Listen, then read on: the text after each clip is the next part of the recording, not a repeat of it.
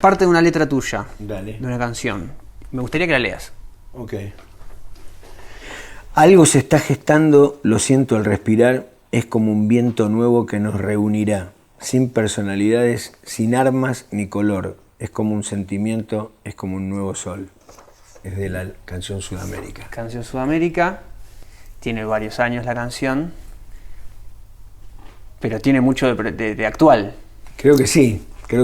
De hecho, en el nuevo álbum de Bajo Fondo, Aura, sí, hay una canción que se llama Virgen del Sol, sí, que tiene una impronta así andina, y comenzamos con una profecía de este Nostradamus argentino, que es el Solari Parravicini, que dice: Latinoamérica presto se sacará la capucha del no ver y verá.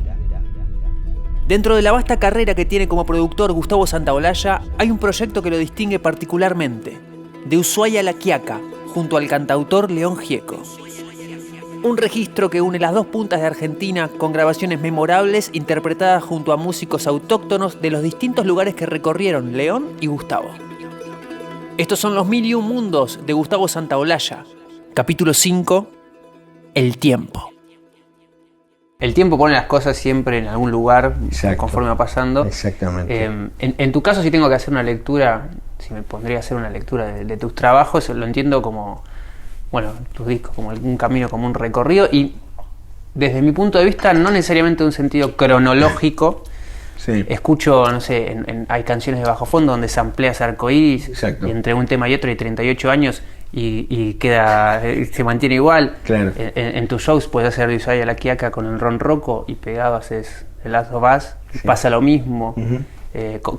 ¿Cómo opera en tu vida el tiempo? Y de una manera, como es el tiempo, porque el tiempo realmente no existe, es una convención. Entonces, yo tengo muchas, muchas visiones que viajan en el tiempo.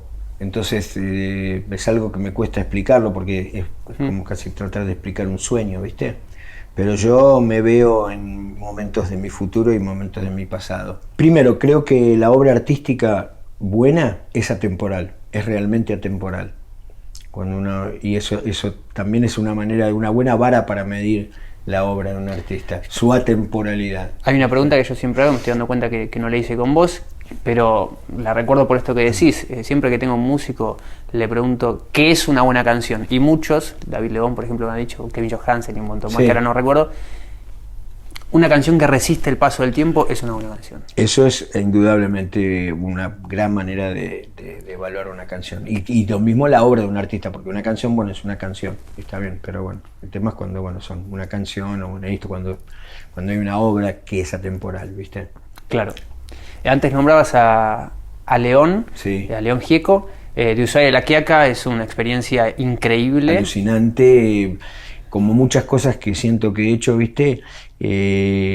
Quizás una vez salió un artículo en la revista Pelo, cuando yo ya me estaba yendo a Estados Unidos, justo ahí antes de que me fuera, en el 78, habrá sido en el 77, y el título de la nota era Como a destiempo. El León, con el cual tengo una relación que va mucho más allá de la musical y profesional, es una relación personal.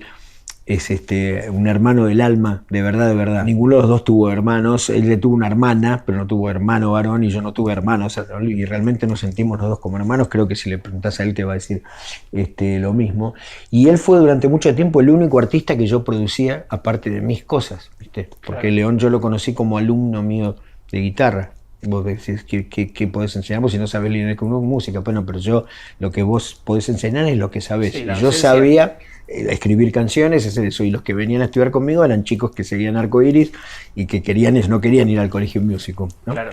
Y así lo conocí a León, y de el momento que lo conocí, la relación dejó de ser de que yo le enseñaba nada, sino de trabajar juntos y hacer un disco. Hicimos el primer álbum del País La Libertad, Hombres de Hierro, y de ahí nace esa amistad. En aquel momento, León me busca, después de que, digamos, yo había ya producido ese primer álbum, había producido Pensar en Nada, cuando yo ya vivía en Estados Unidos, ¿viste? Okay. Él viene a Estados Unidos, qué sé yo, y hacemos Pensar en Nada, que se convierte en un super hit también. Y le pasó una cosa maravillosa a León, ¿viste? porque él era fanático y es fanático de Bob Dylan, pero fanático, ¿viste?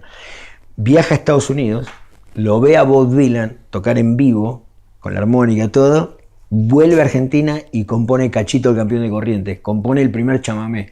Como que le triggerió, lo vio al tipo y necesitaba ver eso para darse cuenta que él no tenía que ser Bob Dylan. Cuando me vine a pedir ayuda un poco para hacer de Ushuaia a La Quiaca, él había hecho una gira que se llamaba de Ushuaia a La Quiaca, donde fue tocando en muchos lugares, solo con la guitarra, ¿viste? Ya había trabajado con los folcloristas, se había hecho Solo le pido a Dios con Dino Saluzzi, se había acercado a Jorge Cumbo, todos músicos, te juro que le recomendé yo y que le dije que tenés que acercarte vos a ellos, ¿no? Viene y me dice, mira, quiero hacer un disco doble, un disco que voy a hacer yo con mis canciones y un disco con folcloristas, tocando cosas folclóricas y todo. Me encantó la idea, ¿viste? Pero siempre me acordaba yo de que cuando grabábamos en Music Hall, venían los folcloristas, ¿viste? Porque te cruzabas muchas veces grabando en el estudio, venían los folcloristas del interior y siempre me acuerdo que con unos músicos habían venido a Santiago del Estero, llegaba la hora de la siesta y los tipos tenían que dormir la siesta. Entonces algunos se dormían ahí en el estudio, otros iban al hotel y volvían. Entonces siempre me pareció una cosa tan marciana, tan rara, ¿viste? Que los tipos, claro, estaban como en un hábitat totalmente diferente. Entonces le digo, León, vamos a hacer esto, lo digo, que está buenísima la idea, pero ¿por qué no vamos a los lugares donde esta música nació? Y los grabamos a estos tipos en los lugares donde han creado esa música, donde nace esa música. Y de paso vamos a buscar a los verdaderos folcloristas, no los gauchos con bombacha de satén, decía claro, yo, ¿viste? Claro. No los gauchos con bombacha de satén, sino los tipos que hacen música de verdad, porque fue el concepto de Ushuaia a La Quiaca, ¿viste? Que es tan fuerte. El que era el jefe del sello discográfico, el dueño del jefe discográfico, que era don Néstor Celasco, es un prócer ya fallecido, pero bueno, pensó cuando León le va y le cuenta la historia de que quería hacer ese disco primero, que yo te conté con los folcloristas, sí. Y el disco, este tipo está loco, venía del éxito de Solo le pido esto. Yo le voy a poner a un productor que le va a hacer entrar en razón y todo, y entonces pensó en mí. Qué malísimo. Y fue peor porque, como dice el manual del psicópata de Bersuit, viste que los Bersuit tienen un manual del psicópata, el psicópata siempre redobla la apuesta. Entonces, claro, él vino con el TV que iba a grabar con unos folcloristas. No, ¿cómo grabar? Vamos a ir ¿me entendés? A Ushuaia y a La Quiaca a grabarlos ahí. Y fue maravilloso, ¿viste? Porque fue lo que logramos hacer, ¿viste? Fue increíble. Grabamos, por ejemplo, con Isabel Parra, la hija de Violeta Parra, ¿viste?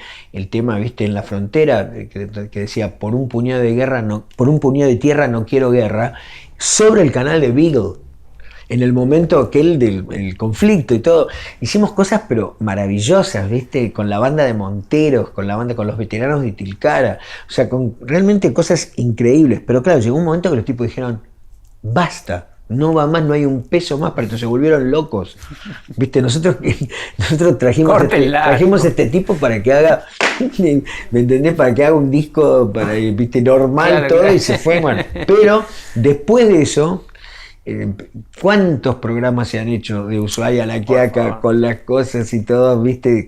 Mostrando las cosas en nuestro país? Y bienvenido sea, porque fue maravilloso, pero en el momento fue muy difícil, pero en el momento fue muy resistido. Vos pensás que íbamos nosotros con un estudio de 16 canales en una Volkswagen, un bus, un ómnibus grande donde íbamos nosotros, todo el equipo, íbamos al medio de la nada, teníamos que llevar nuestro generador para poner cosas porque no había Natamiski en el medio del monte santiagueño, no había, ¿viste? Entonces teníamos que tapar ese para que no hiciera el ruido el generador.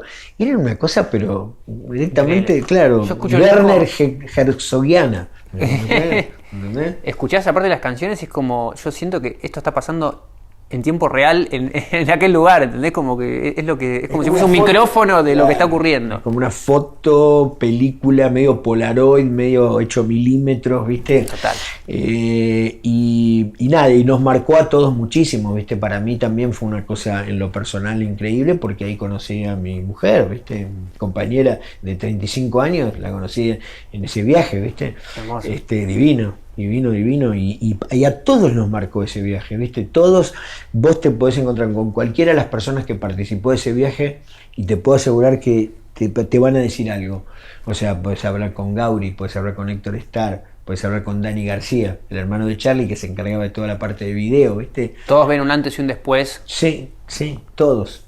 El de Ushuaia a La Quiaca, por ejemplo, segundo disco, el disco de estudio. El primer disco con caja de ritmo de folclore, ¿viste? Con todos loops de caja de ritmo, de batería electrónica y con samplings del viaje que incluíamos en el coso. O sea, muy de otro momento, ¿viste? De no sé qué momento, es como decíamos antes, a destiempo. Exacto. También un tema de Versuit. Exacto. Entonces, Hades, sí. Entonces, nada, creo que siempre tuve un poco esa cosa de estar en cosas que a lo mejor no necesariamente el mainstream estaba, pero después estuvo, se conecta y me encanta y pretendo seguir en eso mismo. Hasta aquí un nuevo capítulo de esta serie de videos exclusivos del canal oficial de Gustavo Santaolalla. Suscríbete para enterarte de los nuevos episodios. También puedes comentar este video y compartirlo en tus redes favoritas. Estos son los 1001 mundos de Gustavo Santaolalla.